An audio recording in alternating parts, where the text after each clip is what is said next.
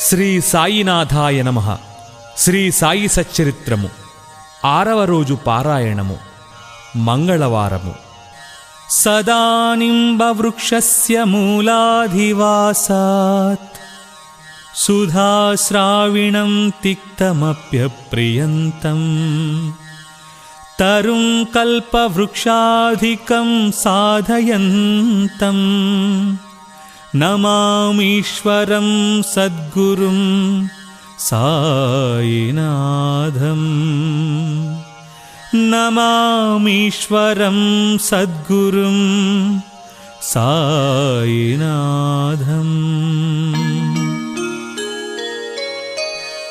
శ్రీ సాయి సచ్చరిత్రము 38వ అధ్యాయము. బాబా వంటపాత్ర, దేవాలయములను గౌరవించకుండుట, కాలా లేదా మిశ్రమము, మజ్జిగ, వీటి గురించి తెలుసుకుందాం. తొలి పలుకు. ఓ సద్గురు సాయి, నీవు పావనమూర్తివి. ప్రపంచానికి సంతోషాన్ని, భక్తులకు మేలును కలుగచేశావు. నీ పాదాలను ఆశ్రయించిన వారి బాధలను తొలగించావు. నిన్ను శరణుజొచ్చిన వారిని పోషించి రక్షిస్తావు. నీ భక్తుల కోర్కెలు నెరవేర్చుటకు, వారికి మేలు చేయుటకు నీవు అవతరిస్తావు. అట్టి నీ దయా కటాక్ష వీక్షణములు సదా మాపై ఉండుగాక. బాబా వంటపాత్ర. దానములన్నింటిలోకి అన్నదానమే గొప్పది. ఒక పూటకు అన్నం దొరకని ఎడల మనం చాలా బాధపడతాం. అలాగే ఇతర జీవులు కూడా ఈ విషయం తెలిసి ఎవరైతే బీదలకు, ఆకలితో ఉన్నవారికి భోజనం పెడతారో వారే గొప్ప దాతలు. ఉపనిషత్తులు ఇలా చెబుతున్నాయి: ఆహారమే పరబ్రహ్మ స్వరూపము. ఆహారం నుండియే సమస్త జీవులు ఉద్భవించాయి. చచ్చిన పిమ్మట అవి ఆహారంలోనే తిరిగి ప్రవేశించును. ఆకలి అని మన ఇంటికి ఎవరొచ్చినా ఆహ్వానించి భోజనం పెట్టడం విధి. బాబా ఆహారాన్ని ఎట్లు తయారు చేసి పంచిపెట్టేవారో వినండి. బాబా చాలా తక్కువ భోజనం తినేవారు. అది కూడా కొన్ని ఇళ్ల నుంచి భిక్షాటనం చేసి తెచ్చుకునేవారు. ఎప్పుడైనా అందరికీ భోజనం పెట్టాలనుకున్నప్పుడు అన్ని ఏర్పాట్లు స్వయంగా వారే చేసుకుని మసీదు ముందున్న ఖాళీ స్థలంలో పెద్ద పొయ్యి పెట్టి ఒక్కొక్కప్పుడు చక్కెర పొంగలి, మరొకప్పుడు మాంసపు పలావు వండి ఆ వంటకాలను మసీదులోకి తెచ్చి మౌల్వీచే ఆరగింపు పెట్టించేవారు. తరువాత మొదట మహల్సాపతికి, తాత్యాకు ప్రసాదంగా పంపించి మిగిలింది బీదవారికి, దిక్కులేనివారికి సంతృప్తికరంగా పెట్టేవారు. బాబా స్వయంగా తన చేతులతో వడ్డించగా భోజనం చేసిన వారు ఎంతో పుణ్యాత్ములు, అదృష్టవంతులు అయి ఉంటారు. ఒకసారి బాబా దాదా కేల్కర్ను పిలిచి పొయ్యి మీదున్న పలావు ఉడికిందో లేదో చూడమన్నారు. కేల్కరు బ్రాహ్మణుడైనందున దాన్ని చూడకుండానే సరిగా ఉన్నదని చెప్పాడు. అప్పుడు బాబా, నీవు కండ్లతో దానిని చూడలేదు, నాలుకతో రుచి చూడలేదు, రుచిగా ఉన్నదని ఎలా చెప్పావు? మూత తీసి చూడు అంటూ బాబా అతని చేతిని పట్టుకుని మరుగుతున్న డేక్షాలో పెట్టారు. బాబా మహిమ వల్ల అతని చేయి కాలలేదు. ఇంకా బాబా ఇలా అన్నారు: నీ చేతిని తీయుము, నీ ఆచారము పక్కన పెట్టి కొంచెం ప్లేటులో వేసి ఉడికిందో లేదో చూడు అన్నారు. కాని నిజంగా ఏ యోగిగాని, గురువుగాని తన శిష్యునికి నిషిద్ధాహారం తిని చెడిపొమ్మని చెప్పడు. నానాసాహేబు దేవాలయమును అగౌరవించుట. ఒకనాడు నానాసాహేబు చాందోర్కర్ తన షెడ్డగుడగు బినీవాల్యాతో షిరిడీ వచ్చాడు. బాబా వద్ద కూర్చుని మాట్లాడుతూ ఉండగా నానా మీద బాబా కోపగించి, నా సహవాసము ఇన్నాళ్లు చేయుచూ ఇలా ఎందుకు చేశావు అనగా అదేమిటో గ్రహించలేక వివరించమన్నాడు నానా. కోపర్గాం నుండి షిరిడీకి ఎలా వచ్చావు అని బాబా అడగ్గా నానాసాహేబు వెంటనే తన తప్పు గ్రహించాడు. సాధారణంగా షిరిడీ పోవునప్పుడెల్లా నానాసాహెబ్ కోపర్గావ్లో దిగి దత్తదర్శనం చేసుకునేవాడు. కాని ఈసారి తన బంధువు దత్తభక్తుడైనప్పటికీ అతన్ని కూడా వెళ్ళనివ్వకుండా ఆలస్యమైపోతున్నదని తిన్నగా షిరిడీకి వచ్చాడు. ఇదంతా బాబాకు చెబుతూ తాను గోదావరిలో స్నానం చెయ్యినప్పుడు ఒక ముళ్ళు పాదంలో గుచ్చుకుని తనను చాలా బాధపెట్టిందని చెప్పాడు. బాబా ఇది కొంతవరకు ప్రాయశ్చిత్తమని, ఇక మీదట జాగ్రత్తగా ఉండమని హెచ్చరించారు. కాల అనగా మిశ్రమము. ఇక నైవేద్యం ఎలా పంచేవారో చూద్దాం. హారతి తరువాత భక్తులందరికీ ఊదీతో తమ ఆశీర్వాదాలు ఇచ్చి పంపివేసిన పిమ్మట బాబా మసీదు లోపలికి పోయి నింబారువేపు వీపు పెట్టి కూర్చునేవారు. కుడివేపు ఎడమవేపు భక్తులు వరుసలో కూర్చునేవారు. అన్ని రకాల ప్రసాదాలు బాబాకు వస్తుండేవి. అన్నీ కలిపి ఒక పాత్రలో వేసి బాబా ముందుంచేవారు. బాబా దీన్ని దేవుడికి అర్పించి కొంత భాగం బయట కనిపెట్టుకుని ఉన్నవారికి ఇచ్చి తక్కినది వరుసల్లో కూర్చున్న భక్తులకు పెట్టేవారు. బాబా ప్రసాదం ప్రతి రేణువు కూడా తృప్తియు సత్తువయు కలుగచేసేది. అది సదా శుభ్రమైనది, పవిత్రమైనది. ఒక గిన్నెడు మజ్జిగ. ఒకనాడు హేమాడ్ పంత్ మసీదులో అందరితో కడుపు నిండా తిన్నాడు.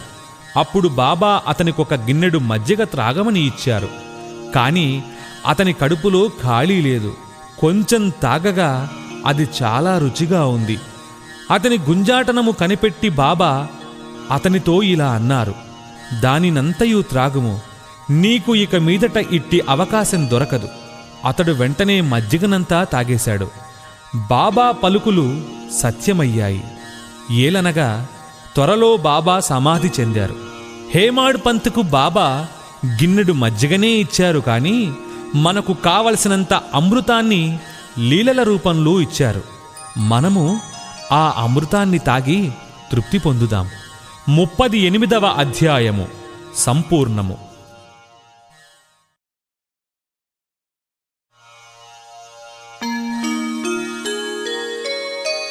శ్రీ సాయి సచ్చరిత్రము 39వ అధ్యాయము. బాబా సంస్కృత పరిజ్ఞానము, భగవద్గీత శ్లోకమునకు బాబా చెప్పిన అర్థము, మహాసమాధి మందిర నిర్మాణము మొదలైన అంశాలను ఈ అధ్యాయంలో తెలుసుకుందాం. తొలి పలుకు. షిరిడీ పవిత్రమైనది, ద్వారకామాయి పావనమైనది. ఏలనగా శ్రీ సాయి అక్కడే నివసిస్తూ తిరుగుతూ మసలుతూ తుదకు అక్కడే మహాసమాధి పొందారు. షిరిడీ గ్రామ ప్రజలు ధన్యులు. వారి భక్తి ప్రేమలు పావనములు. వారు చక్కని పాటలు పాడుతూ ఉండేవారు. అవి విన్నవారికి మనశ్శాంతి కలుగుతూ ఉండేది. భగవద్గీత శ్లోకానికి బాబా చెప్పిన అర్థము. బాబాకు సంస్కృతము వచ్చునంటే నమ్మేవారు ఉండరు. ఒకనాడు భగవద్గీతలోని ఒక శ్లోకానికి బాబా చక్కని అర్థాన్ని నానాసాహెబ్ చాందోర్కర్కు బోధించి ఆశ్చర్యాన్ని కలుగచేశారు. నానాసాహెబ్ చాందోర్కర్ భగవద్గీతను వివిధ వ్యాఖ్యలతో చదివి ఉన్నందున తన పాండిత్యానికి గర్విస్తూ బాబాకు సంస్కృతం తెలియదని అనుకునేవారు. ఒకనాడు బాబా దగ్గర కూర్చుని కాళ్ళు ఒత్తుతూ నోట్లో ఏదో గొణుక్కుంటున్నాడు. బాబా, ఏమిటి గొణుక్కుంటున్నావు నానా అనగా, భగవద్గీతలో శ్లోకం అని చెప్పాడు నాన్న. ఏది, బయటకు చదువు అనగానే, తద్విద్ధి ప్రణిపాతేన పరిప్రశ్నేన సేవయ ఉపదేక్ష్యంతితే జ్ఞానం జ్ఞానినస్తత్వదర్శినః అని చదివాడు. దీని తాత్పర్యం ఏమిటని బాబా అడగ్గా, ప్రణపాత అనగా సాష్టాంగ నమస్కారమని, ప్రశ్న అనగా ప్రశ్నించుట అని తెలుసుగాని పరి అనగా తెలియదని నానా చెప్పాడు. అప్పుడు బాబా ఇలా అన్నారు, జ్ఞానుల ముందు ఉత్త సాష్టాంగ నమస్కారం చేస్తే సరిపోదు, సర్వస్య శరణాగతి చెయ్యాలి. ఊరక ప్రశ్నించుట చాలదు. నిజముగా తెలుసుకొని దానిచే మోక్షం పొందడానికి గాని ఆధ్యాత్మిక అభివృద్ధికి గాని అడగాలి. సేవ అనగా తన శరీరము గురువుగారిదనియు వారి సేవకే శరీరమున్నదని భావించి సేవ చేస్తే సద్గురువు శ్లోకంలో చెప్పబడిన జ్ఞానాన్ని బోధించును. అజ్ఞానం ఎలా అంకురించింది, అది ఎక్కడ ఉంది అనే దాన్ని చూపించేదే గురూపదేశము అందురు. ఈ క్రిందివి అజ్ఞాన లక్షణాలు. నేను జీవిని, శరీరమే ఆత్మ, భగవంతుడు ప్రపంచము జీవుడు వేర్వేరు, నేను దేవుడను కాను, శరీరము ఆత్మ కాదని తెలుసుకోలేకపోవడం, దేవుడు జీవుడు ప్రపంచం ఒకటేనని తెలియకపోవడం, ఈ తప్పులన్నీ చూపించనిదే శిష్యుడు జ్ఞానాన్ని పొందలేడు. ప్రణిపాతమనగా శరణాగతి చేయుట, శరణాగతి అనగా తను మన ధనములను అర్పించడం. సమాధి మందిర నిర్మాణము. బాబా తాను చేయ నిశ్చయించిన కొన్ని పనుల గురించి ఎప్పుడూ మాట్లాడేవారు కాదు. సంగతి సందర్భములను వాతావరణమును కల్పించి మిక్కిలి నేర్పుగా పరిస్థితులు కలిగించేవారు. అందుకు సమాధి మందిర నిర్మాణము ఒక ఉదాహరణ. నాగపూర్ కోటీశ్వరుడు బాపూసాహెబ్ బూటీ షిరిడీలో సకుటుంబంగా ఉండేవాడు. అతనికి షిరిడీలో సొంత భవనం ఉంటే బాగుంటుందనే ఆలోచన కలిగింది. బాబా స్వప్నంలో కనిపించి ఒక వాడాను మందిరంతో సహా నిర్మించమన్నారు. నిద్రిస్తున్న శ్యామాకు కూడా అలాంటి దృశ్యమే కనపడింది. బాపూసాహెబ్తో శ్యామ ఈ విషయం చెప్పాడు. బాబా నా దగ్గరకు వచ్చి ఒక మందిరంతో సహా వాడాను నిర్మించమని, అందరి కోరికలు నెరవేర్చదనని అన్నారు. వారిద్దరి స్వప్నములు ఒకటే అయినందున బాపూసాహెబ్ బూటీ ఆశ్చర్యంతో అచ్చటొక వాడాను నిర్మించటానికి నిశ్చయించుకుని మాధవరావు సహాయంతో ఒక ప్లాన్ గీశాడు. దీక్షిత్ దాన్ని ఆమోదించి బాబా ముందు పెట్టగా బాబా కూడా ఆమోదించారు. కట్టడ నిర్మాణం చురుగ్గా సాగుతూ ఉండగా బూటీకి ఒక ఆలోచన వచ్చింది. చుట్టూ గదులుండి మధ్య విశాలమైన హాలులో మురళీధరుని ప్రతిమను ప్రతిష్ఠింపచేయాలని అనుకున్నాడు. ఈ విషయం శ్యామకు చెప్పగా వాడా ప్రక్క నుంచి పోతున్న బాబాను శ్యామ ఈ విషయం అడగ్గా బాబా అందుకు సమ్మతించి దేవాలయం పూర్తి కాగానే నేనే అక్కడ నివసించడానికి వస్తాను అన్నారు. కొబ్బరికాయ కొట్టి పని ప్రారంభించిన కొద్ది కాలంలోనే పని పూర్తయింది. మురళీధరుని విగ్రహం తయారుకు ఆర్డర్ ఇచ్చారు. అది తయారు కాకమునుపే కొత్త సంగతి జరిగింది. బాబాకు తీవ్రమైన జ్వరం వచ్చి వారు కాయం విడవటానికి సిద్ధంగా ఉన్నారు. బాపూసాహెబ్ విచారించాడు. బాబా సమాధి చెందితే తన వాడా బాబా పాదములచే పవిత్రం కాదని, తన కట్టడం వ్యర్థమని అనుకున్నాడు. కాని బాబా సమాధి చెందకముందు నన్ను రాతివాడాలో ఉంచండి అన్న పలుకులు బాబాసాహెబ్కే కాక అందరికీ ఊరట కలిగించాయి. సకాలంలో బాబా పవిత్ర శరీరాన్ని మధ్య మందిరంలో పెట్టి సమాధి చేశారు. మురళీధరుని కొరకు నిర్ణయించిన స్థలంలో బాబాను సమాధి చేయడం వల్ల బాబాయే మురళీధరుడని, బూటీవాడాయే సమాధి మందిరమని అర్థం గ్రహించవలెను. శ్రీ సాయినాథాయ నమః. 39వ అధ్యాయము సంపూర్ణము.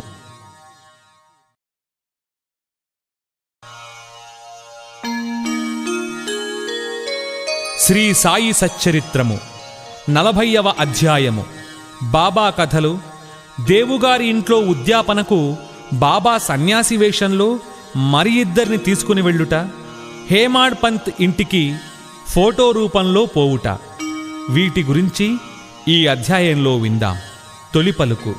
శ్రీ సాయి సద్గురుడు పావనమూర్తి. తన భక్తులకు ఇహపర విషయములందు తగిన సలహానిచ్చి జీవిత పరమావధిని పొందునట్లు చేసి వారిని సంతోషపెట్టేవారు. సాయి తన హస్తమును భక్తుల తలపై పెట్టి తమ శక్తులను వారిలోకి పంపించి భేదభావాన్ని నశింపచేసి ప్రాప్తం కానిదానిని ప్రాప్తింపచేసేవారు. తమ భక్తుల ఎడల భేదభావం లేక తమను నమస్కరించిన వారిని ఆదరంతో అక్కున చేర్చుకునేవారు. దేవుగారింట ఉద్యాపన వ్రతము. దహనులో ఉన్న దేవుగారి తల్లి 25-30 నోములు నోచి వాని ఉద్యాపన చెయ్యవలసి ఉండెను. ఈ శుభకార్యానికి ముహూర్తం నిశ్చయమయ్యింది. దేవుగారు బాపూసాహెబ్ జోగ్ గారికి ఒక ఉత్తరం రాస్తూ ఈ శుభకార్యానికి బాబా దయచెయ్యాలని, వారు రాకున్నచో అసంతృప్తిగా యుండునని రాశాడు. జోగ్ ఆ ఉత్తరం చదివి బాబాకు వినిపించాడు. మనఃపూర్వకమైన ఆ విజ్ఞాపన విని బాబా ఇలా అన్నారు: నన్నే గుర్తుంచుకుని వారిని నేను మరువను. నాకు ఏ వాహనములు అవసరం లేదు. నన్ను ప్రేమతో పిలుచువారి వద్దకు నేను పరుగెత్తిపోయి ప్రత్యక్షమగుదును. నేను ఇంకొకరు సంతర్పణకు వచ్చదమని జాబురాయి అని బాబా జోక్కు చెప్పినది దేవుకు రాశాడు. బాబా రహతా రుయి నెవగాన్ దాటి ఎక్కడికి వెళ్లరని ఆయనకు తెలుసు. వారు సర్వాంతర్యామి కనుక హఠాత్తుగా ఏ రూపంలోనైనా రావచ్చునని దేవు అనుకున్నాడు. ఉద్యాపనకు కొద్ది రోజుల ముందుగా బెంగాలీ దుస్తులు ధరించిన సన్యాసి ఒకడు గోవులను కాస్తూ దహన స్టేషన్ మాస్టర్ వద్దకు చందాకు రాగా ఊరిలోనికి పోయి మమల్తదారును కలుసుకుని వారి సాయంతో చందాలు వసూలు చేయమన్నారు. అంతలో దేవుగారే అక్కడికి రాగా స్టేషన్ మాస్టరు దేవుగారిని పరిచయం చేయగా వేరే ఇంకొకరు చందా వసూలు నడుపుతూ ఉండడం చేత 2-3 నెలల తర్వాత రమ్మని సన్యాసికి చెప్పాడు. ఈ మాటలకు సన్యాసి అక్కడి నుండి పోయి నెల తర్వాత టాంగాలో వచ్చి దేవుగారి ఇంటి ముందు ఆగాడు. చందాకు వచ్చాడేమోనని దేవు అనుకోగా తాను భోజనానికి వచ్చానని సన్యాసి అన్నాడు. మంచిది, స్వాగతం, ఈ గృహం మీదే అని దేవు అనగా నాతో 2 కుర్రవాళ్లున్నారని సన్యాసి అన్నాడు. మంచిది, వారితో కూడా రండి అని దేవు అన్నాడు. సరిగ్గా 12 గంటలకు ముగ్గురూ వచ్చి సంతర్పణలో భోజనం చేసి వెళ్ళిపోయారు. ఉద్యాపన పూర్తి కాగానే దేవు జోగుకు రాసిన ఉత్తరంలో బాబా మాట తప్పారని రాశాడు. జోగు ఉత్తరం తీసుకొని బాబా వద్దకు వెళ్ళగా ఉత్తరం తెరవకముందే బాబా ఇలా అన్నారు: వాగ్దానం చేసి దగా చేశానంటున్నాడు. 2 కలిసి నేను సంతర్పణకు వెళ్ళాను. నన్ను పోల్చుకోలేకపోయాడు. సన్యాసి చందాల కొరకు వచ్చాడనుకున్నాడు కాని నన్ను పోల్చుకోలేకపోయాడు. అలాంటివాడు నన్ను పిలవడం ఎందుకు? అతని సంశయం తొలగించడానికి మరిద్దరితో వస్తానంటిని. సరిగ్గా భోజనం వేళకు ముగ్గురం భోజనం చెయ్యలేదా? నా మాట నేనెప్పుడూ పొల్లు చేయను అన్నారు. ఇదే విషయం జోగ్ దేవునకు రాయగా అతడు ఆనందపడ్డాడు. సన్యాసి మాటలు తను గ్రహించలేకపోయినందుకు బాధపడ్డాడు.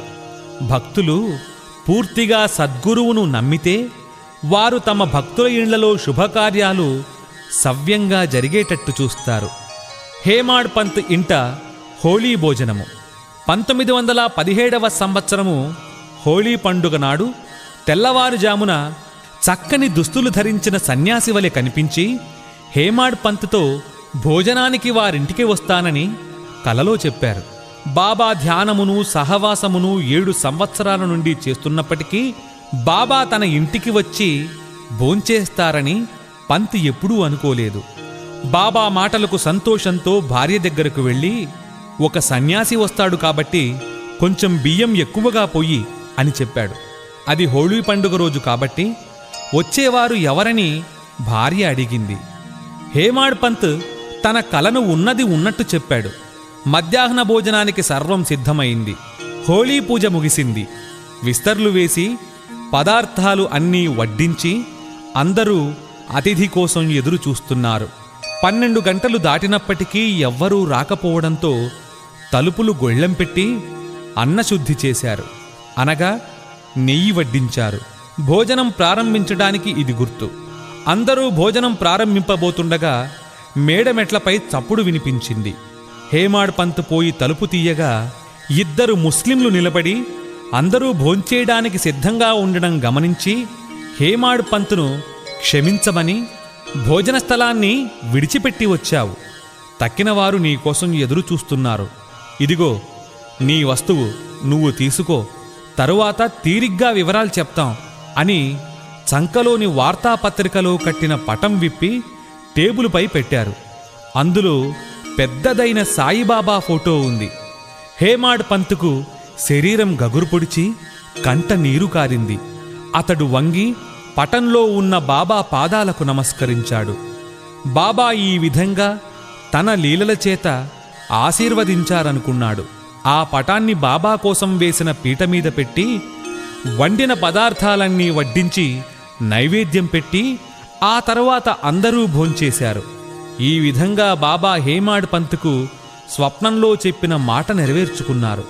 ఆ ఫోటో వివరాలు అనగా అది అలీ మహమ్మద్కి ఎలా దొరికింది, అతడెందుకు తెచ్చి దాన్ని హేమాడ్ పంతుకు ఇచ్చాడు మొదలైనవన్నీ వచ్చే అధ్యాయంలో తెలుసుకుందాం. శ్రీ సాయినాథాయ నమః. 40వ అధ్యాయము సంపూర్ణము.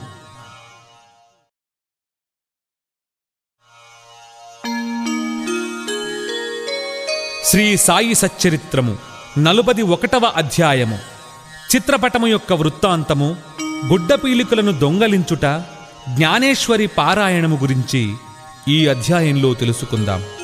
ఒకనాడు బొంబాయి వీధుల్లో వెళుతున్నప్పుడు అలీ అహ్మద్ సాయిబాబా పటం కొన్నాడు. దానికి చట్రం కట్టించి బాంద్రాలోని తన ఇంటి గోడకు పెట్టి ప్రతిరోజు పటాన్ని దర్శనం చేసుకునేవాడు. హేమాడ్ పంత్కు ఆ పటం ఇవ్వటానికి 3 నెలల ముందు అతని కాలు మీద కురుపులేచి బాధపడగా దానికి శస్త్రచికిత్స చేయించుకుని బొంబాయిలో తన బావమర్ది నూర్ మహమ్మద్ పీర్ భాయ్ ఇంట్లో ఉన్నాడు. బాంద్రాలో తన ఇల్లు 3 మాసాల వరకు మూయబడింది. అతడింట్లో గల యోగుల పటాల్లోని సాయిబాబా పటం కాలచక్రాన్ని తప్పించుకుంది. అనేక సంవత్సరాల క్రిందట అలీ అహ్మద్ యోగి అయిన అబ్దుల్ రెహమాన్ బాబా యొక్క చిన్న పటాన్ని సంపాదించి తన బావమర్ది నూర్ మహమ్మద్కివ్వగా అతడు దాన్ని 8 సంవత్సరాల తరువాత ఒక ఫోటోగ్రాఫర్ చేత పెద్దది చేయించి అందరికీ పంచి ఒకటి అలీ అహ్మద్కి కూడా ఇచ్చాడు. నూర్ మహమ్మద్ అబ్దుల్ రెహమాన్ గారి శిష్యుడు. గురువు నిండు దర్బారులో ఉండగా అతడు గురువుగారికి దీన్ని కానుకగా ఇవ్వటానికి పోగా వారు మిక్కిలి కోపించి కొట్టబోయి నూర్ మహమ్మద్ను అక్కడి నుంచి తరిమివేశారు. గురువుగారికి విగ్రహారాధన ఇష్టం లేదు. నూర్ మహమ్మద్ ఆ ఫోటోను దానితో పాటు తన బంధువుల ఇళ్లలోని ఫోటోలన్నిటినీ కలిపి సముద్రంలో ముంచివేశాడు. అదే సమయానికి అలీ అహ్మద్ తన బావమర్ది ఇంట్లో ఉన్నాడు. యోగుల పటాలు సముద్రంలో పడవేస్తే వ్యాధి కుదురుతుందని బావమర్ది చెప్పగా తన మేనేజర్ని పంపించి బాంద్రాలోని తన ఇంటిలోని ఫోటోలన్నీ సముద్రంలో పడవేయించాడు. 2 నెలల తరువాత అలీ అహ్మద్ తన ఇంటికి రాగా బాబా పటం ఎప్పటిలాగానే గోడమీద ఉండటం గమనించి ఆశ్చర్యపోయి బావగారు చూస్తే నాశనం చేస్తారని భయంతో బీరువాలో దాచాడు. తర్వాత అలీ అహ్మద్ ఇన్ను ముజావర్ను కలిసి జరిగిందంతా చెప్పగా ఇద్దరూ బాగా ఆలోచించుకుని ఆ పటాన్ని హేమాడ్ పంత్కు ఇవ్వడానికి నిశ్చయించుకున్నారు. ఇద్దరూ హేమాడ్ పంత్ దగ్గరికి పోయి సరైన కాలంలో దాన్ని బహూకరించారు. దీన్ని బట్టి భూత భవిష్యత్ వర్తమానాలు బాబాకు తెలియునని, ఎవరికి ఆధ్యాత్మిక విషయాలందు ఎక్కువ శ్రద్ధో వారిని బాబా ప్రేమించుటే కాక వారి కష్టాలు తొలగించి వారిని ఆనందభరితులుగా చేసేవారని మనకు అర్థమవుతుంది. గుడ్డపీలికలను దొంగలించుట, జ్ఞానేశ్వరి చదువుట. భగవద్గీతపై మరాఠీలో జ్ఞానేశ్వరుడు రాసిన వ్యాఖ్యయే జ్ఞానేశ్వరి. బివి దేవు జ్ఞానేశ్వరి పారాయణం ఎప్పుడు మొదలుపెట్టినా ఏదో అవాంతరమై ఆగిపోతుండేది. కాబట్టి బాబా తనకు ఆ గ్రంథమందు శ్రద్ధ కలుగు చేసినప్పుడే చదవాలని నిర్ణయించుకున్నాడు. 1914వ సంవత్సరం ఫిబ్రవరి నెలలో కుటుంబంతో షిరిడీ వెళ్ళగా అక్కడ ప్రతిదినమూ జ్ఞానేశ్వరి చదువుతున్నావా అని బాపూ జోగ్ అడగ్గా బాబా ఆజ్ఞాపిస్తే దాన్ని ప్రారంభిస్తానని చెప్పాడు. అప్పుడు ఒక పుస్తకం తీసి బాబాకు ఇస్తే దాన్ని తాకి పవిత్రం చేసి ఇస్తారని, అప్పటి నుండి ఆటంకం లేకుండా చదవవచ్చని బాపూసాహెబ్ చెప్పాడు. దేవు బాబాను దర్శించి ₹1 దక్షిణగా ఇచ్చాడు. బాబా 20 రూపాయలు అడగ్గా దాన్ని చెల్లించాడు. ఆ రాత్రి బాలకరాముడను వానిని కలిసి బాబా యందు భక్తి, వారి అనుగ్రహం ఎలా సంపాదించావని అతణ్ణి దేవు అడగ్గా మరుసటి దినం హారతి తర్వాత చెప్తానని అతడు బదులిచ్చాడు. మరుసటి రోజు బాబా దేవుని మళ్లీ 20 రూపాయలు దక్షిణ ఇమ్మన్నారు. దేవు దానిని చెల్లించి మసీదు నిండా జనం ఉండడం చేత ఓ మూల కూర్చున్నాడు. బాబా అతన్ని పిలిచి శాంతంగా తన దగ్గర కూర్చోమన్నారు. దేవు అలాగే చేశాడు. మధ్యాహ్న హారతి తరువాత భక్తులందరూ వెళ్ళిపోయాక దేవు బాలకరామును చూసి అతని పూర్వ వృత్తాంతంతో పాటు బాబా అతనికి ఏమి చెప్పారన్న వివరాలు అడగసాగాడు. బాలకరాముడు వివరాలు చెప్పడానికి సిద్ధపడేలోపు బాబా చంద్రు అనే కుష్ఠరోగిని పంపి దేవుని తీసుకురమ్మని, అతడు వచ్చాక బాలకరాముని ఏమి అడుగుచున్నావు అని అడిగారు. బాబా కీర్తి వింటున్నానని దేవు చెప్పగా తిరిగి బాబా 25 రూపాయల దక్షిణ అడిగారు. దేవు సంతోషంగా ఇచ్చాక అతడిని బాబా లోపలికి దీపస్తంభం వద్దకు తీసుకుపోయి, నా గుడ్డపీలికలను నాకు తెలియకుండా దొంగలించితివేలా అని అడగ్గా దేవు ఆ గుడ్డపీలికల సంగతి నాకు తెలియదన్నాడు. బాబా వెదకమనగా అక్కడ ఏమీ దొరకలేదు. బాబా కోపంతో ఇలా అన్నారు, ఇక్కడ ఇంకెవ్వరూ లేరు, నీ ఒక్కడివే దొంగవు. ముసలితనం చేత వెంట్రుకలు పండినప్పటికీ ఇక్కడికి దొంగతనానికి వచ్చావా అని చీవాట్లు పెట్టారు. ఒక అరగంట తర్వాత శాంతించి అతడిని వాడాకు వెళ్ళమన్నారు. దేవు అక్కడికి వెళ్ళి జరిగిందంతా జోగుకు బాలారాముకు తెలియజేశారు. సాయంకాలం అందరినీ రమ్మని బాబా కబురు చేశారు. ముఖ్యంగా దేవును రమ్మన్నారు. నా మాటలు వృద్ధుని బాధించి ఉండవచ్చును, కాని అతడు దొంగలించడం చేత నేనెలా పలకవలసి వచ్చింది అని తిరిగి 12 రూపాయలు దక్షిణ దేవుని అడిగారు బాబా. దేవు దక్షిణ చెల్లించాక ఇలా అన్నారు, ప్రతిరోజు జ్ఞానేశ్వరిని చదువు. చదివేటప్పుడు దగ్గరున్న వారికి శ్రద్ధాభక్తులతో బోధపరిచి చెప్పు. నేను నీకు జల్తారు సెల్లా ఇవ్వటానికి ఇక్కడ కూర్చుని ఉన్నాను. ఇతరుల దగ్గరికి పోయి దొంగలిస్తావెందుకు? నీకు దొంగతనం అలవాటు పడాలని ఉందా? బాబా మాటలు విని దేవు సంతోషించాడు. పీలికలు దొంగలించుట అనగా బాలకరాముని ప్రశ్నించుటయే గుడ్డ పీలికలను దొంగలించడమని బాబా అర్థమని దేవు గ్రహించి బాబాకు సాష్టాంగ నమస్కారం చేసి ఆశీర్వాదం పొంది వెళ్ళిపోయాడు. బాబా మాటల్లోని అంతరార్థం భక్తులకు అర్థమైతే ఎంత మధురం! సాయి లీలలు అమృతం కన్నా మిన్న. అది వినే భాగ్యం కలిగిన మనం ఎంతో అదృష్టవంతులం. శ్రీ సాయినాథాయ నమః. 41వ అధ్యాయము సంపూర్ణము.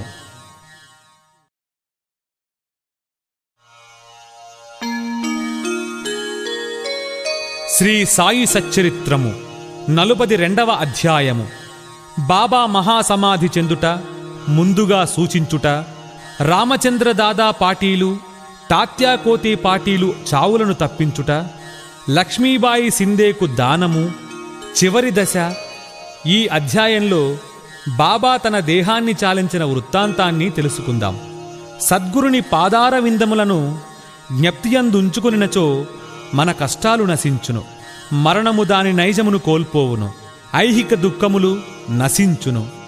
ఎవరైతే తమ క్షేమాన్ని కోరెదరో వారు శ్రీ సాయి లీలలను జాగ్రత్తగా వినాలి.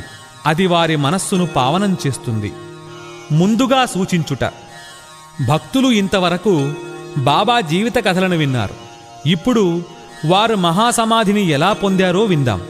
1918 సెప్టెంబర్ 28వ తేదీన బాబాకు కొంచెం జ్వరం తగిలింది. జ్వరం 2-3 దినాలుంది. కానీ అటు తరువాత బాబా భోజనాన్ని మానేశారు. అందుచేత క్రమంగా బలహీనులయ్యారు. 17వ రోజు అనగా 1918వ సంవత్సరం అక్టోబర్ 15వ తేదీ మంగళవారం 2:30 బాబా భౌతిక శరీరాన్ని విడిచారు. ఈ విషయాన్ని 2 సంవత్సరాలకు ముందే బాబా సూచించారు గాని ఇది ఎవరికీ బోధపడలేదు. అది ఇలా జరిగింది. 1916వ సంవత్సరం విజయదశమి నాడు సాయంకాలము గ్రామంలోని వారందరూ సీమోల్లంఘనమొనర్చి తిరిగి వస్తూ ఉండగా బాబా హఠాత్తుగా కోపోద్రిక్తులయ్యారు.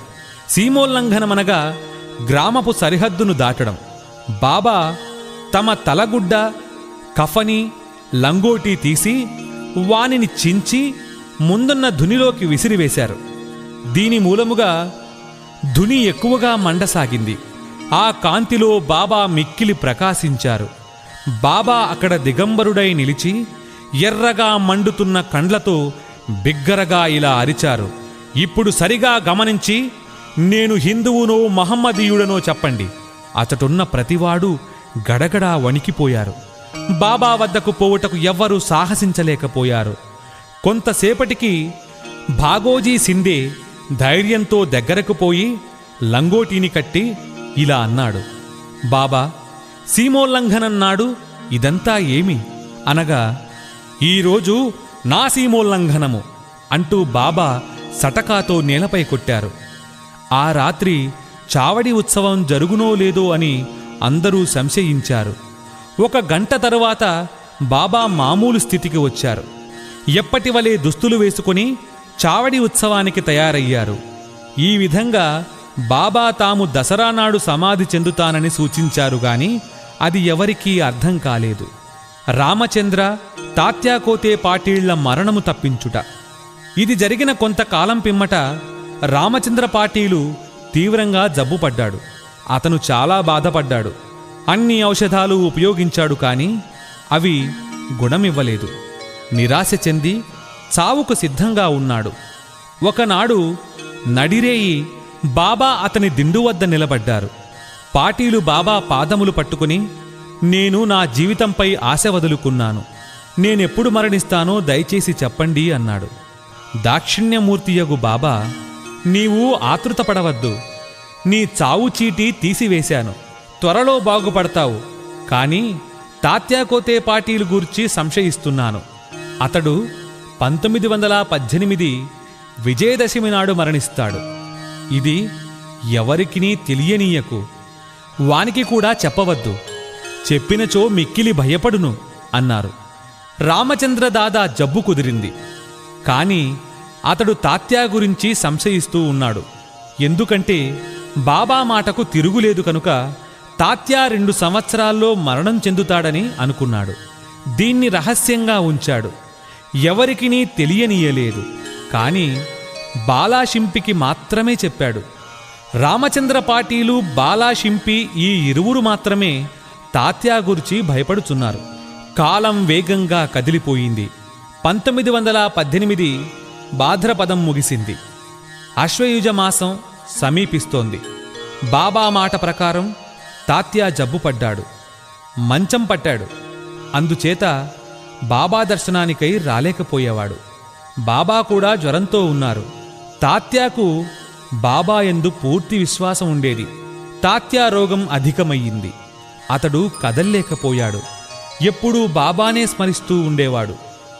బాబా పరిస్థితి కూడా క్షీణించింది. విజయదశమి సమీపిస్తూ ఉండగా రామచంద్రదాదా, బాలాషింపి తాత్యా గురించి మిగుల భయపడ్డం మొదలైంది. వారి శరీరాలు వణుకుతున్నాయి. శరీరమంతా చెమటలు పట్టాయి. బాబా చెప్పిన ప్రకారం తాత్యా చావు దగ్గరికొచ్చింది అనుకున్నారు. విజయదశమి రానే వచ్చింది. తాత్యా నాడి బలహీనమైపోయింది. త్వరలో ప్రాణాలు విడుస్తారని అనుకున్నారు. ఇంతలో గొప్ప వింత జరిగింది. తాత్యా బ్రతికాడు. అతని మరణం తప్పింది. అతనికి బదులుగా బాబా దేహత్యాగం చేశారు. వారిలో వారు మరణం మార్చుకున్నట్లు కనిపించింది. బాబా తన ప్రాణాన్ని తాత్యా కోసం అర్పించారని జనులనుకున్నారు. బాబా ఎందుకిలా చేశారో బాబాకే తెలుసు. వారి కృత్యములు అగోచరములు. ఈ విధంగా బాబా తన సమాధిని సూచించారు. తమ పేరుకు బదులు తాత్యా పేరు తెలిపారు. ఆ మరుసటి ఉదయం అనగా అక్టోబర్ 16వ తేదీన పండరీపురంలో దాసగణుకు బాబా స్వప్నంలో సాక్షాత్కరించి ఇలా అన్నారు: మసీదు కూలిపోయినది. వర్తకులు నన్ను చాలా చికాకు పెట్టారు కనుక ఆ స్థలాన్ని విడిచిపెట్టాను. ఈ సంగతి నీకు తెలియచేయడానికై వచ్చాను. వెంటనే అక్కడికి పొమ్ము, నన్ను చాలినన్ని పుష్పాలతో కప్పుము అన్నారు బాబా. అతడు వెంటనే శిష్యులతో షిరిడీ చేరి భజన కీర్తనలు ప్రారంభించాడు. బాబా సమాధి చేయుటకు ముందు రోజంతా భగవన్నామ స్మరణ చేశాడు. భగవన్నామ స్మరణ చేస్తూ ఒక చక్కని పువ్వుల హారాన్ని స్వయంగా గుచ్చి దాన్ని బాబా సమాధిపై వేశాడు. బాబా పేరుతో అన్నదానం చేశాడు. లక్ష్మీబాయి సిందేకు దానము. దసరా లేదా విజయదశమి హిందువులకు గొప్ప శుభదినం. ఈ దినాన్ని బాబా సమాధి చెందటానికి నిశ్చయించుకునటం మిగుల సవ్యంగా ఉన్నది. కొన్ని దినముల నుండి వారు వ్యాధిగ్రస్తులుగా ఉన్నారు. లోపల మాత్రము పూర్ణ చైతన్యులుగా ఉండి చివరి సమయం వచ్చినప్పుడు హఠాత్తుగా ఎవరి సహాయం లేకుండా లేచి కూర్చుండి మంచి స్థితిలో ఉన్నట్లు గడిపారు. అపాయ స్థితి దాటిందని బాబా కోలుకొనుచున్నారని అందరూ అనుకున్నారు. తాము త్వరలో సమాధి చెందదమని బాబాకు తెలియను. కనుక లక్ష్మీబాయి సింధేకు కొంత ద్రవ్యాన్ని దానము చెయ్య నిశ్చయించుకున్నారు. బాబా సర్వజీవ వ్యాపి. లక్ష్మీబాయి సింధే ధనవంతురాలు, సుగుణవతి. రాత్రింబవళ్ళు ఆమె మసీదులో బాబా సేవ చేస్తూ ఉండేది. రాత్రి సమయంలో భక్తమహల్ సాపతి, తాత్య, లక్ష్మీబాయి సింధే తప్ప మిగతా వారెవ్వరూ మసీదులో కాలు పెట్టడానికి ఆజ్ఞ లేకుండేది. ఒకనాడు సాయంకాలము బాబా మసీదులో తాత్యాతో కూర్చుని ఉండగా లక్ష్మీబాయి సింధే వచ్చి బాబాకు నమస్కరించింది.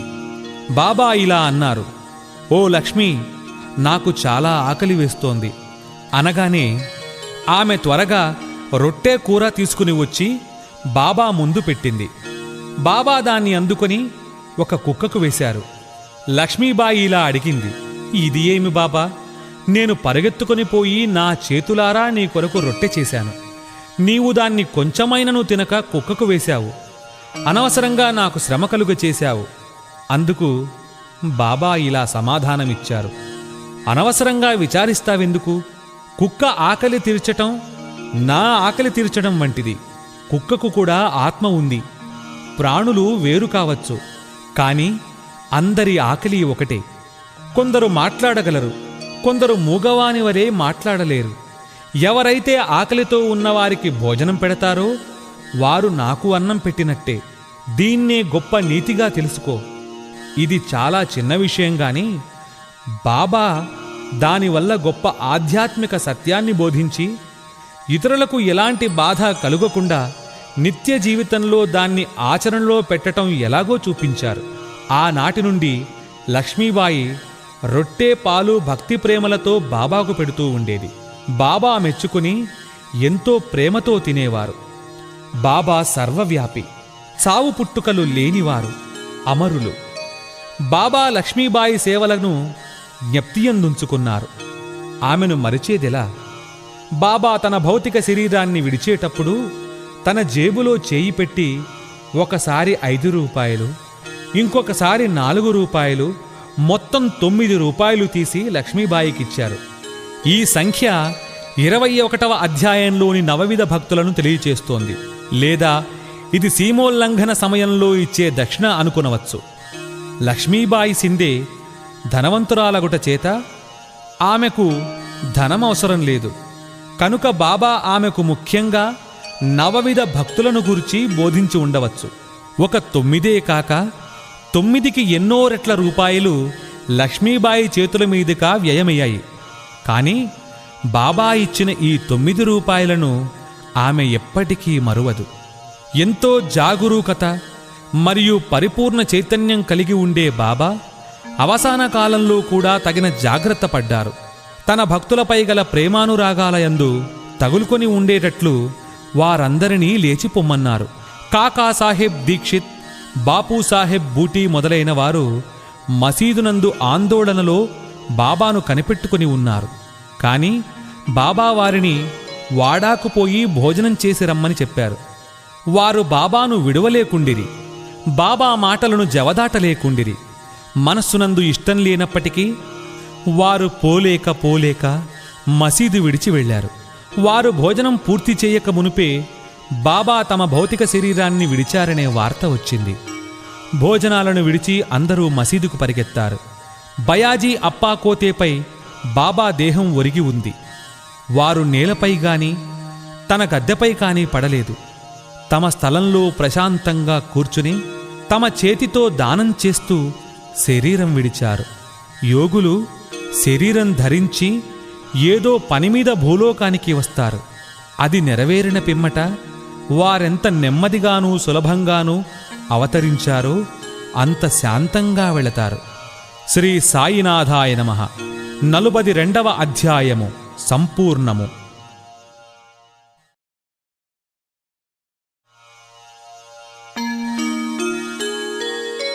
శ్రీ సాయి సచ్చరిత్రము 43-44వ అధ్యాయములు. బాబా సమాధి చెందుట, సన్నాహము, సమాధి మందిరము, ఇటుకరాయి విరుగుట, 72 గంటల సమాధి, జోగు యొక్క సన్యాసము, అమృతము వంటి బాబా పలుకులను ఈ అధ్యాయంలో విందాం. ముందుగా సన్నాహము. హిందువులలో ఎవరైనా మరణించడానికి సిద్ధంగా ఉన్నప్పుడు మత గ్రంథాల్ని చదివి వినిపించడం సాధారణ ఆచారం. బాబా ఇతరులకు ఆదర్శంగా ఉండటానికి ఈ అలవాటు పాటించారు.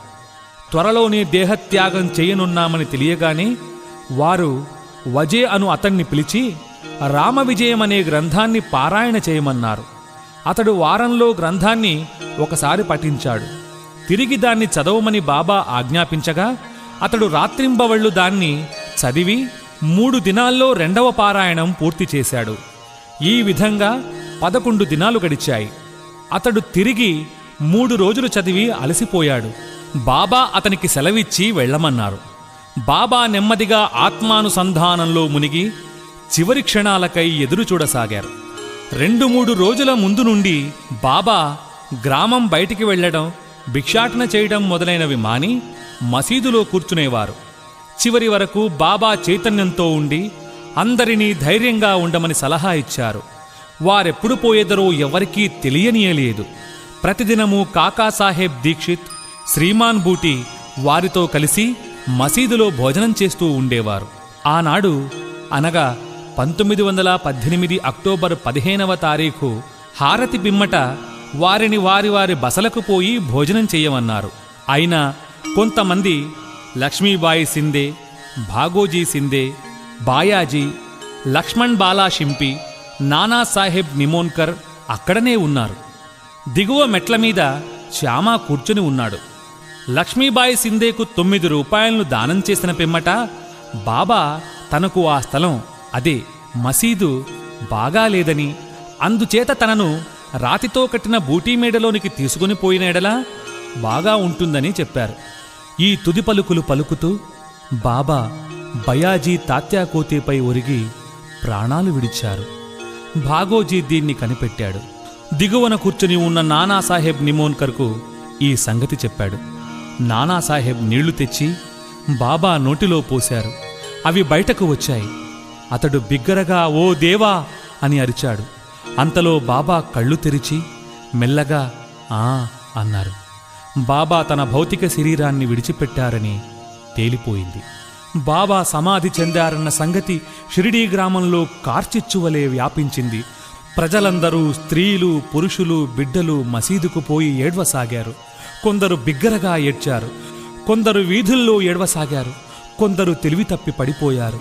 అందరి కండ్ల నుండి నీళ్లు కాల్వల వలె పారుతున్నాయి. అందరూ విచారగ్రస్తులయ్యారు. సాయిబాబాకు తమ భక్తులతోటి సంబంధం ఈ ఒక్క జన్మతోటిదే కాదు, అది గడచిన 72 జన్మల సంబంధం. ఇటువంటి ప్రేమబంధాలను కలిగించిన ఆ మహారాజు సాయిబాబా ఎక్కడికో పర్యటనకై పోయినట్లు అనిపించడం వలన వారు శీఘ్రంగానే తిరిగి వస్తారన్న దృఢ విశ్వాసం భక్తులకు ఇప్పటికీ ఉంది. బాబా శరీరాన్ని ఎలా సమాధి చేయాలన్న విషయం గొప్ప సమస్య అయిపోయింది. కొందరు మహమ్మదీయులు బాబా శరీరం ఆరుబయట సమాధి చేసి దానిపై గోరి కట్టాలని అన్నారు.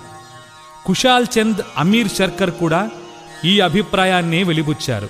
కాని రామచంద్ర పాటీలు అను గ్రామ మునసబు గ్రామంలోని వారందరితో ఇలా అన్నారు: "మీ ఆలోచన మాకు సమ్మతం కాదు. బాబా శరీరం రాతివాడాలో పెట్టవలసినదే" అన్నారు. అందుచేత గ్రామస్తులు 2 వర్గాలుగా విడిపోయి ఈ వివాదం 36 గంటలు జరిపారు. బుధవారం ఉదయం గ్రామంలోని జ్యోతిష్యుడు శ్యామాకు మేనమామ అయినటువంటి లక్ష్మణ్ మామా జోషికి బాబా స్వప్నంలో కనిపించి చేయి పట్టి లాగి ఇలా అన్నారు: "త్వరగా లెమ్ము, బాపూసాహెబ్ నేను మరణించితనని అనుకుంటున్నాడు. అందుచేత అతడు రాడు. నీవు పూజ చేసి కాకడహారతిని ఇమ్ము" అన్నారు బాబా. అతనికి బాబా యందు పూర్ణ భక్తి విశ్వాసాలున్నాయి. ఈ దృశ్యాన్ని చూడగానే పూజా ద్రవ్యాల పళ్ళ్యాన్ని చేతపట్టుకుని మౌల్వీలు ఆటంకపరుస్తున్న పూజను హారతిని చేసి వెళ్ళిపోయాడు. మిట్ట మధ్యాహ్నం బాపూ సాహెబ్ జోగ్ పూజా ద్రవ్యాలతో అందరితో మామూలుగా వచ్చి మధ్యాహ్న హారతి నెరవేర్చాడు. బాబా తుది పలుకులను గౌరవించి ప్రజలు వారి శరీరాన్ని వాడాలో ఉంచడానికి నిశ్చయించి అచటి మధ్యభాగాన్ని త్రవ్వడానికి ప్రారంభించారు. మంగళవారం సాయంకాలం రహతా నుండి సబ్ ఇన్స్పెక్టర్ వచ్చారు. ఇతరులు తక్కిన స్థలం నుండి వచ్చారు. అందరూ దాన్ని ఆమోదించారు. ఆ మరుసటి ఉదయం అమీర్బాయి బొంబాయి నుండి వచ్చారు. కోపర్గావ్ నుండి మమల్తదారు వచ్చారు. ప్రజలు భిన్నాభిప్రాయములతో ఉన్నట్లు తోచింది. కొందరు బాబా శరీరాన్ని బయటనే సమాధి చేయవలనని పట్టుపట్టారు. కనుక మామల్తదారు ఎన్నిక ద్వారా నిశ్చయించవలనని చెప్పారు. వాడాను ఉపయోగించటానికి 2 రెట్ల కంటే ఎక్కువ ఓట్లు వచ్చాయి. అయినప్పటికీ జిల్లా కలెక్టర్తో సంప్రదించాలని అతడన్నాడు. కనుక కాకాసాహెబ్ దీక్షిత్ అహ్మద్ నగర్ పోవటానికి సిద్ధపడ్డాడు. ఈ లోపల బాబా ప్రేరేపణ వల్ల 2వ పార్టీ యొక్క మనసు మారింది. అందరూ ఏకగ్రీవంగా బాబాను వాడాలో సమాధి చేయటానికి అంగీకరించారు. బుధవారం సాయంకాలం బాబా శరీరం ఉత్సవంతో వాడాకు తీసుకుని వెళ్లారు. మురళీధరుని కొరకు కట్టిన చోట శాస్త్రోక్తంగా సమాధి చేశారు. యథార్థంగా బాబాయే మురళీధరుడు. వాడా దేవాలయమైంది. అది ఒక పూజా మందిరమైంది. అనేక మంది భక్తులు అక్కడికి వెళ్లి శాంతి సౌఖ్యాలను పొందుతున్నారు. ఉత్తర క్రియలు బాలాసాహెబ్ బాటే, ఉపాసనీ బాబా నెరవేర్చారు. ఉపాసనీ బాబా బాబాకు గొప్ప భక్తుడు. ఇటుకరాయి విరుగుట. బాబా శరీరాన్ని విడవడానికి కొద్ది దినాల ముందు ఒక దుశ్శకునమైంది. మసీదులో ఒక పాత ఇటుక ఉండేది. బాబా దానిపై చేయి వేసి ఆనుకొని కూర్చునేవారు. రాత్రులందు దానిపై ఆనుకొని ఆసనస్థులయ్యేవారు. అనేక సంవత్సరాలిలా గడిచాయి.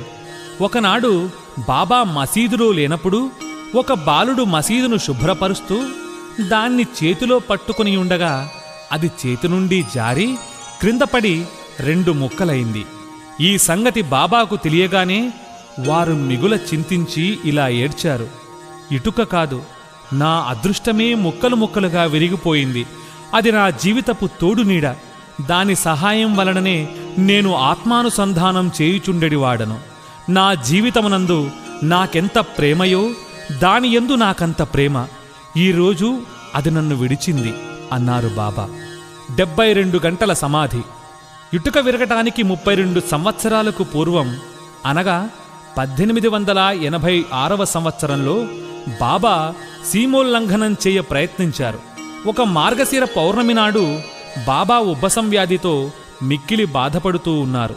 దాన్ని తప్పించుకొనటానికై బాబా తన ప్రాణాన్ని పైకి తీసుకుని పోయి సమాధిలో ఉండవలనని అనుకుని భక్త మహల్సాపతితో ఇలా అన్నారు: నా శరీరాన్ని 3 రోజుల వరకు కాపాడుము. నేను తిరిగి వచ్చినట్లయితే సరే, లేని ఎడల నా శరీరాన్ని ఎదురుగా ఉన్న ఖాళీ స్థలంలో పాతిపెట్టి గుర్తుగా 2 జెండాలను పాతుము అని స్థలాన్ని చూపారు. ఇలా అంటూ రాత్రి 10 గంటలకు బాబా క్రింద కూలారు. వారి ఊపిరి నిలిచిపోయింది. వారి నాడి కూడా ఆడలేదు. శరీరంలో నుండి ప్రాణం పోయినట్లనిపించింది. ఊరివారందరూ అక్కడ చేరి న్యాయ విచారణ చేసి బాబా చూపిన స్థలంలో సమాధి చేయటానికి నిశ్చయించారు. కాని మహల్సాపతి అడ్డగించాడు. తన వడిలో బాబా శరీరం ఉంచుకుని 3 రోజులట్లే కాపాడుతూ కూర్చున్నాడు. 3 దినాల పిమ్మట తెల్లవారుజామున 3 గంటలకు బాబా శరీరంలో ప్రాణమున్నట్లు గమనించాడు. ఊపిరాడ్డం ప్రారంభమైంది. కడుపు కదిలింది. కండ్లు తెరిచారు. కాళ్ళు చేతులు సాగదీస్తూ బాబా లేచారు. శరీరము అశాశ్వతముగాని లోనున్న ఆత్మ పరమ సత్యము, అమరము, శాశ్వతం. ఈ శుద్ధ సత్తాయే బ్రహ్మము. అదియే పంచేంద్రియములను మనస్సును స్వాధీనమందుంచుకునేది, పరిపాలించేది. అదియే సాయి. ప్రస్తుతము బాబా రూపం చూడ వీలు లేనప్పటికీ మనము షిరిడీకి వెళితే వారి జీవితమెత్తు పటం మసీదులో ఉన్నది. దీన్ని శ్యామరావ్ జైకర్ అనే బాబా భక్తుడైనటువంటి గొప్ప చిత్రకారుడు వ్రాసియున్నాడు.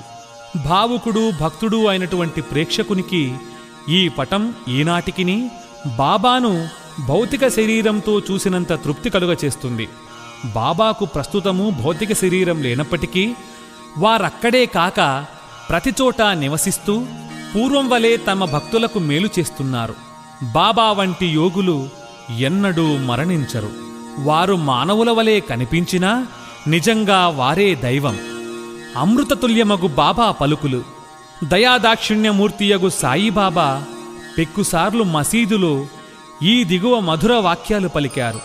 ఎవరైతే నన్ను ఎక్కువగా ప్రేమించెదరో వారు ఎల్లప్పుడూ నన్ను దర్శించెదరు. నేను లేక ఈ జగత్తంతయు వానికి శూన్యము. నా కథలు తప్ప మరేమీయూ చెప్పడు.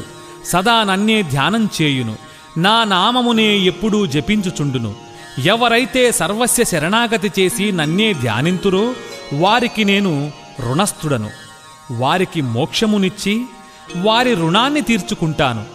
ఎవరైతే నన్నే చింతించుచు నా గూర్చియే దీక్షతో నుందురో, ఎవరైతే నాకర్పించినదే ఏమియునూ తినరో అట్టివారిపై నేను ఆధారపడి ఉందును. ఎవరైతే నా సన్నిధానమునకు వచ్చెదరో వారు నది సముద్రంలో కలిసిపోయినట్లు నాలో కలిసిపోవుదురు. కనుక నీవు గర్వము అహంకారము లేశమైనను లేకుండా నీ హృదయంలోనున్న నన్ను సర్వస్య శరణాగతి వేడవలెను అన్నారు బాబా. నేననగా ఎవరు, నేను అనగా ఎవరో సాయిబాబా ఎన్నోసార్లు బోధించారు. వారిలా అన్నారు, నన్ను వెదకుటకు నీవు దూరముగాని మరెచ్చటికి గాని పోనక్కర్లేదు. నీ నామము నీ ఆకారము విడిచినచో నీలోనే కాక అన్ని జీవులలోనూ చైతన్యము లేదా అంతరాత్మయని ఒకటి ఉండును. అదే నేను. దీన్ని నీవు గ్రహించి నీలోనేగాక అన్నిటిలోనూ నన్ను చూడుము. దీన్ని నీవు అభ్యసించినచో సర్వవ్యాపకత్వమును అనుభవించి నాలో ఐక్యం పొందుతావు. బాబా పెక్కుసార్లు ఇలా అన్నారు, ఎవరైతే ఇతరులను నిందిస్తారో వారు నన్ను హింసించిన వారవుతారు. ఎవరైతే బాధలను అనుభవిస్తారో ఓర్చుకుంటారో వారు నాకు ప్రీతిపాత్రులవుతారు అని చెప్పారు. బాబా సర్వవస్తుజీవి సముదాయంలో ఐక్యమై ఉన్నారు. భక్తులకు నలుప్రక్కలా నిలిచి సహాయపడతారు. సర్వజీవులను ప్రేమించుట తప్ప వారు మరేమీ కోరరు. ఎవరు బాబా కీర్తిని ప్రేమతో పాడుతారో, ఎవరు దాన్ని భక్తితో వింటారో ఉభయులను సాయిలో ఐక్యమవుతారు. శ్రీ సాయినాథాయ నమః. 43-44 అధ్యాయములు సంపూర్ణము. 6వ రోజు పారాయణము సమాప్తము.